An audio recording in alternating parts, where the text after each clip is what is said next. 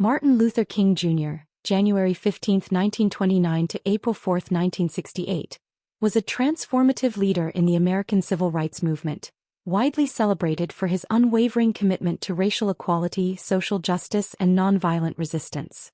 His legacy is deeply intertwined with his leadership in dismantling systemic racism in the United States and his influence on civil rights struggles worldwide.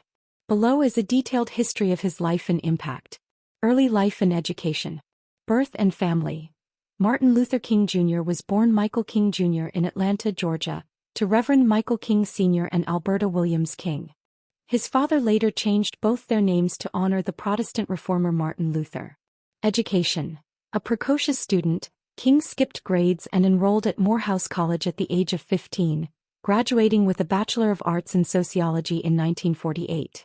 He then earned a Bachelor of Divinity degree from Crozer Theological Seminary in 1951 and a Ph.D. in Systematic Theology from Boston University in 1955. Civil rights leadership. Montgomery bus boycott, 1955 to 1956. King rose to prominence as the leader of the Montgomery Improvement Association during the Montgomery bus boycott, which was sparked by Rosa Parks' arrest for refusing to give up her bus seat to a white passenger. This 381-day boycott led to the Supreme Court ruling that segregation on public buses was unconstitutional. Southern Christian Leadership Conference, SLC. In 1957, King co-founded the SLC, an organization dedicated to achieving civil rights through nonviolent means. As its first president, he became a national figure advocating for racial justice. I Have a Dream speech. 1963. King's most iconic moment came during the March on Washington for Jobs and Freedom on August 28, 1963. Speaking from the steps of the Lincoln Memorial, his I Have a Dream speech envisioned a racially integrated and harmonious America. Key campaigns and achievements. Birmingham Campaign, 1963. King led protests in Birmingham, Alabama, to challenge segregation. His arrest during the campaign produced the famous letter from Birmingham jail, a compelling defense of civil disobedience against unjust laws. Civil Rights Act of 1964. King's efforts were instrumental in the passage of the Civil Rights Act, which outlawed discrimination based on race, color, religion, sex, or national origin. Selma to Montgomery marches, 1965. King organized marches to demand voting rights for African Americans, culminating in the Voting Rights Act of 1965, which prohibited racial discrimination in voting. Poor People's Campaign, 1968. Near the end of his life, King shifted focus to economic justice, planning the Poor People's Campaign to address poverty across racial lines. Philosophy of nonviolence. King's philosophy was deeply influenced by Mahatma Gandhi's principles of nonviolent resistance and Christian teachings of love and forgiveness. He believed that nonviolent protest could expose the immorality of segregation and inspire moral clarity among Americans. Assassination and legacy. Assassination. On April 4, 1968, Martin Luther King Jr. was assassinated in Memphis, Tennessee, while supporting striking sanitation workers. His death sent shockwaves across the world and led to an outpouring of grief and reflection on his achievements. Legacy. King remains a symbol of justice, equality, and nonviolence. His birthday, January 15, is observed as Martin Luther King Jr. Day, a federal holiday in the United States. His writings, speeches, and leadership continue to inspire movements for civil rights, social justice, and equality globally. Honors. Nobel Peace Prize. In 1964, King became the youngest recipient of the Nobel Peace Prize for his efforts to combat racial inequality through nonviolent resistance. Monuments and memorials. The Martin Luther King Jr. Memorial in Washington, D.C. and countless streets, schools, and buildings bear his name as a testament to his enduring influence. Martin Luther King Jr.'s life remains a powerful reminder of the struggle for equality and the profound impact of one individual's vision for a just world.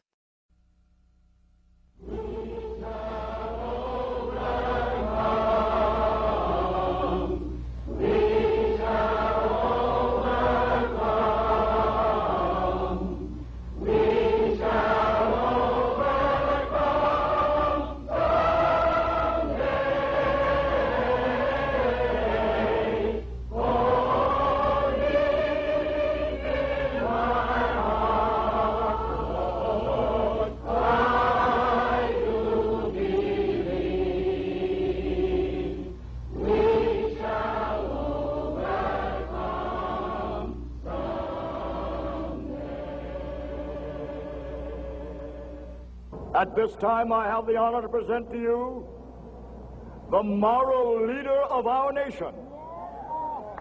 I have the pleasure to present to you Dr. Martin Luther King, Jr.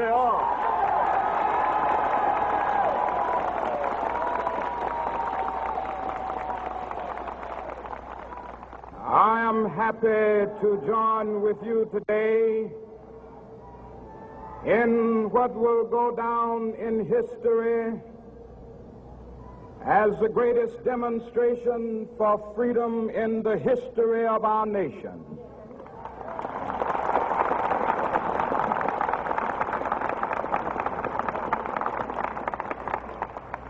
Five score years ago, a great American in whose symbolic shadow we stand today signed the Emancipation Proclamation. This momentous decree came as a great beacon light of hope to millions of Negro slaves who had been seared in the flames of withering injustice. It came as a joyous daybreak to end the long night of their captivity. But 100 years later, the Negro still is not free. 100 years later, the life of the Negro is still sadly crippled by the manacles of segregation and the chains of discrimination. 100 years later, the Negro lives on a lonely island of poverty in the midst of a vast ocean of material prosperity. 100 years later, the Negro is still languished in the corners of American society and finds himself in exile in his own land. And so we've come here today to dramatize a shameful condition. In a sense, we've come to our nation's capital to cash a check. When the architects of our republic wrote the magnificent words of the Constitution and the Declaration of Independence, they were signing a promissory note to which every American was to fall heir. This note was a promise that all men, yes, black men as well as white men, would be guaranteed the unalienable rights of life, liberty, and the pursuit of happiness. It is obvious today that America has defaulted on this promissory note insofar as her citizens of color are concerned. Instead of honoring this sacred obligation, America has given the Negro people a bad check, a check which has come back marked insufficient funds.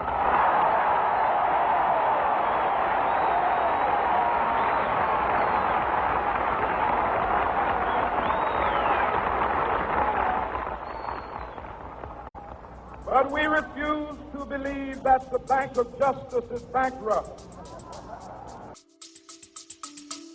We'll be back after a quick break. Hey there. Welcome to Good Advice Giver. First, we want to start by saying a massive thank you for tuning in today. Whether you're a long-time listener or you're joining us for the first time, we're truly grateful to have you here. We know you've got a lot of options when it comes to podcasts, so the fact that you're spending your time with us means the world. So thank you. That's right. We're excited to have you with us because here on Good Advice Giver, we cover just about everything. Whether you're interested in sports, relationships, sex, money, finances, business, digital marketing, music, education, movies, comedy, or something else entirely, we've got it all. No topic is off limits here, and we dive deep into real, meaningful conversations that matter. We've also got a mix of male and female hosts, so you're always getting a well-rounded perspective on every topic we cover. From business strategies to personal development, from car shopping to digital products like affiliate marketing, we bring a little bit of everything to the table.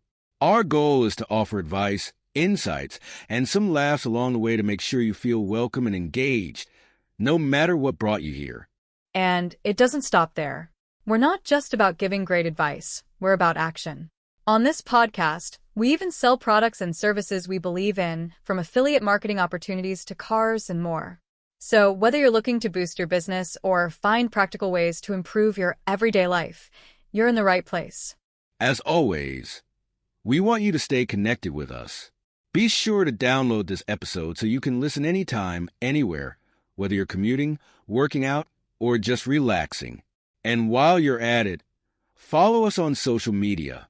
We're on Instagram, Facebook, Twitter, you name it.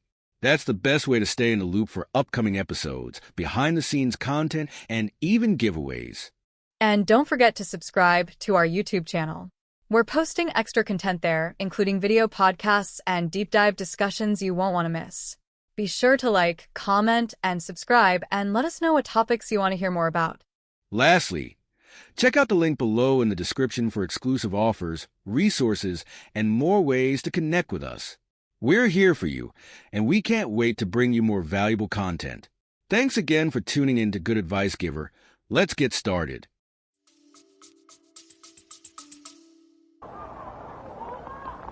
We refuse to believe that there are insufficient funds in the great vaults of opportunity of this nation.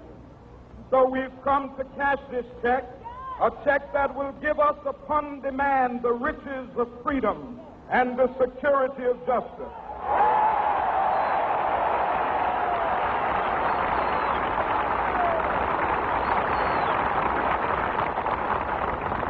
We have also come to this hallowed spot to remind America of the fierce urgency of now.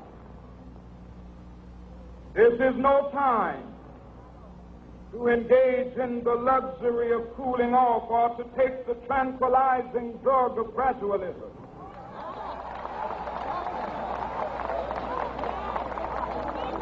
Now is the time to make real the promises of democracy. Now is the time to rise from the dark and desolate valley of segregation to the sunlit path of racial justice. Now is the time to lift our nation from the quicksands of racial injustice to the solid rock of brotherhood. Now is the time to make justice a reality for all of God's children. It would be fatal for the nation to overlook the urgency of the moment.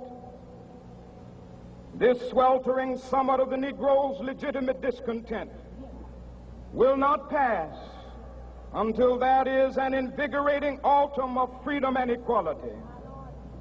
1963 is not an end, but a beginning. Those who hope that the Negro needed to blow off steam and will now be content will have a rude awakening if the nation returns to business as usual.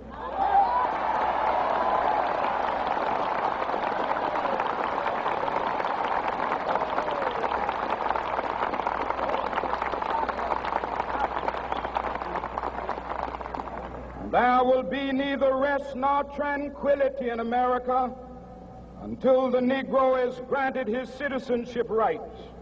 The whirlwinds of revolt will continue to shake the foundations of our nation until the bright day of justice emerges.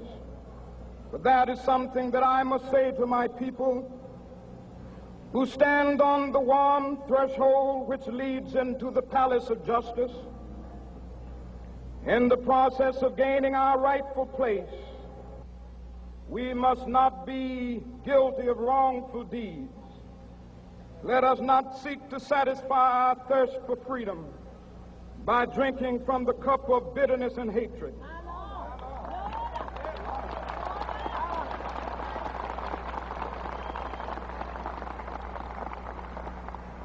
We must forever conduct our struggle on the high plane of dignity and discipline. We must not allow our creative protests to degenerate into physical violence. Again and again, we must rise to the majestic heights of meeting physical force with soul force. The marvelous new militancy which has engulfed the Negro community must not lead us to a distrust of all white people. For many of our white brothers, as evidenced by their presence here today, have come to realize that their destiny is tied up with our destiny.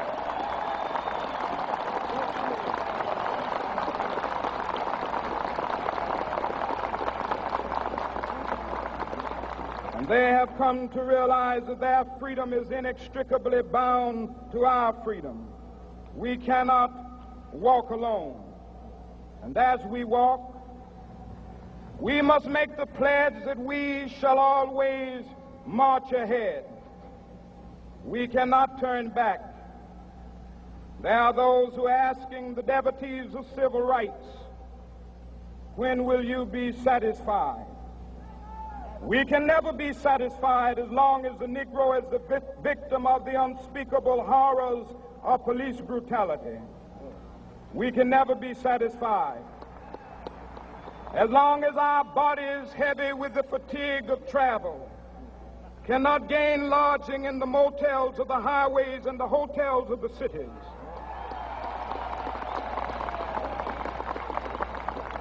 We cannot be satisfied as long as the Negro's basic mobility is from a smaller ghetto to a larger one.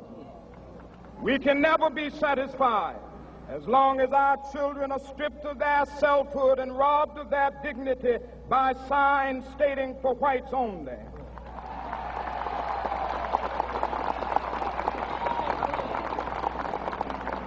We cannot be satisfied as long as a Negro in Mississippi cannot vote and a Negro in New York believes he has nothing for which to vote.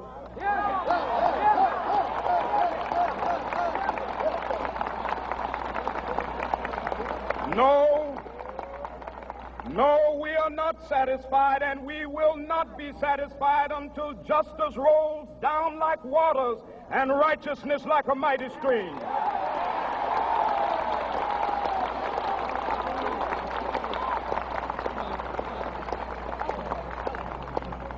I am not unmindful that some of you have come here out of great trials and tribulation.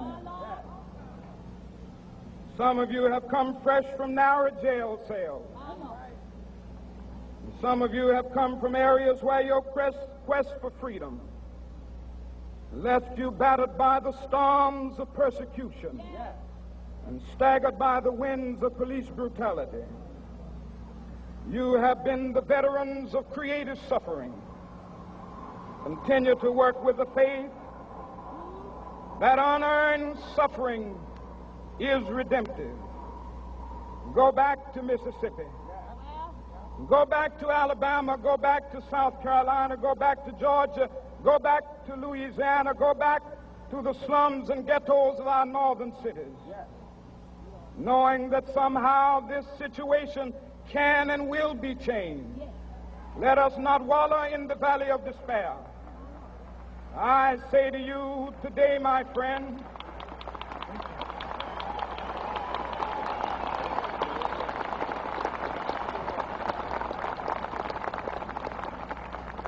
so even though we face the difficulties of today and tomorrow, I still have a dream. It is a dream deeply rooted in the American dream. I have a dream that one day this nation will rise up and live out the true meaning of its creed. We hold these truths to be self-evident, that all men are created equal.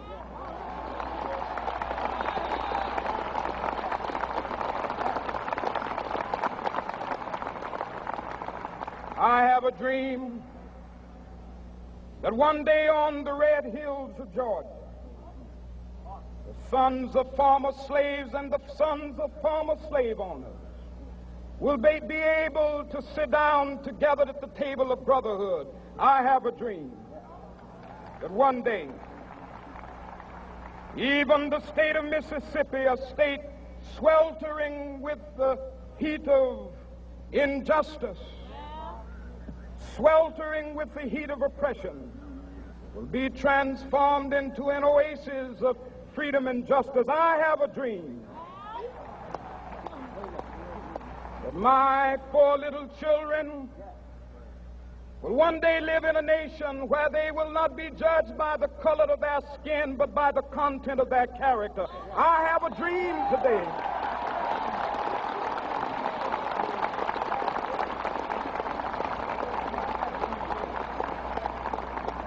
I have a dream that one day down in Alabama, with its vicious racists, with its governor having his lips dripping with the words of interposition and nullification, one day right there in Alabama, little black boys and black girls will be able to join hands with little white boys and white girls as sisters and brothers. I have a dream today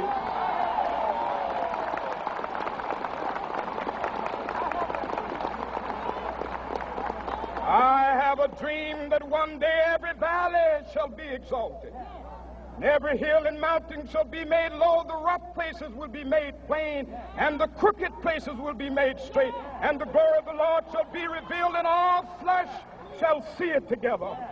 This is our hope. This is the faith that I go back to the South with.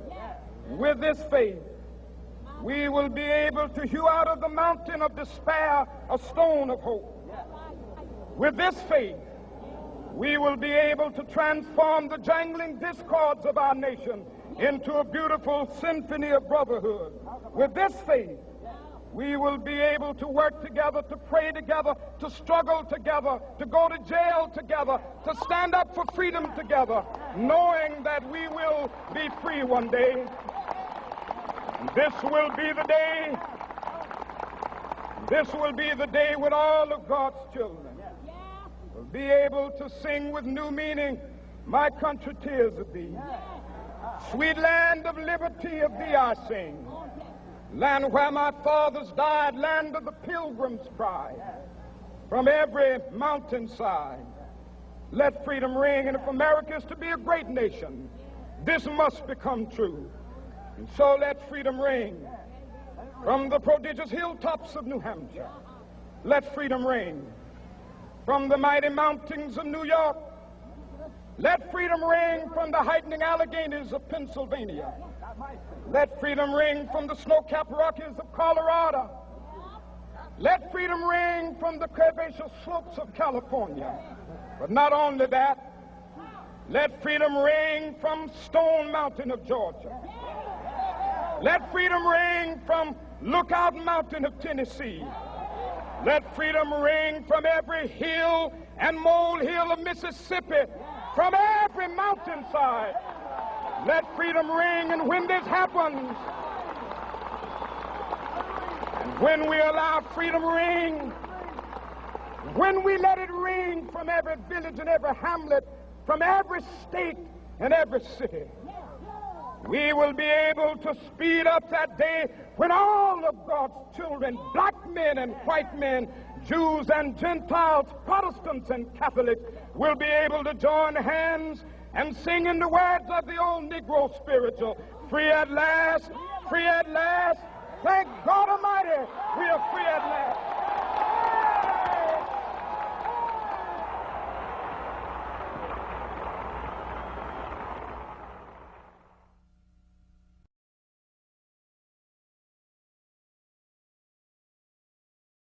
All we say to America is be true to what you said on paper.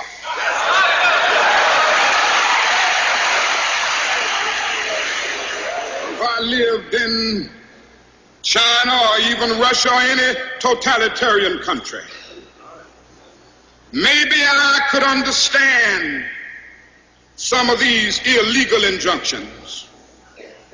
Maybe I could understand the denial of certain basic First Amendment privileges because they haven't committed themselves to that over there. But somewhere I read of the freedom of assembly. Somewhere I read of the freedom of speech. Somewhere I read of the freedom of press. Somewhere I read that the greatness of America is the right to protest far right.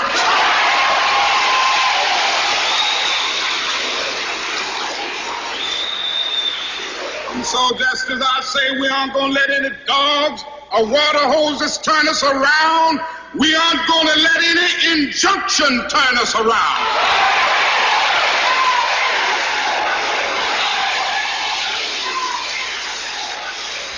Well, I don't know what will happen now. We've got some difficult days ahead. But it really doesn't matter with me now because I've been to the mountaintop. I don't mind.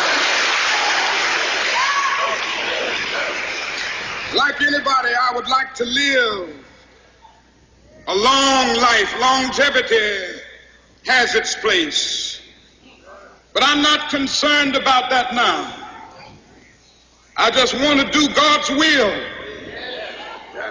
And He's allowed me to go up to the mountain.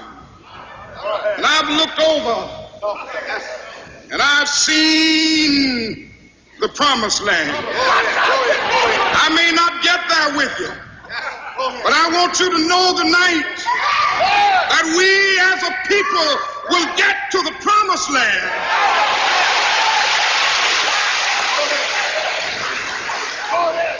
So I'm happy tonight. I'm not worried about anything. I'm not fearing any man. Mine eyes have seen the glory of the coming of the Lord. Today is your lucky day. Today is the day that our $3 website works for you, paying you directly to your PayPal daily. Imagine $3 ongoing continuous payments to your PayPal account. Imagine falling asleep and waking up to $300 in your PayPal account. How would this make you feel? How could this help you? What bills could you pay? What kind of fun could you have? What does that retirement look like now? All for a one-time payment of $3. This website is DFY done for you, fully built and completely hosted, and never stops collecting payments for you. You have spent $3 on coffee on a regular, but that coffee won't help you create multiple streams of income. Click the link below.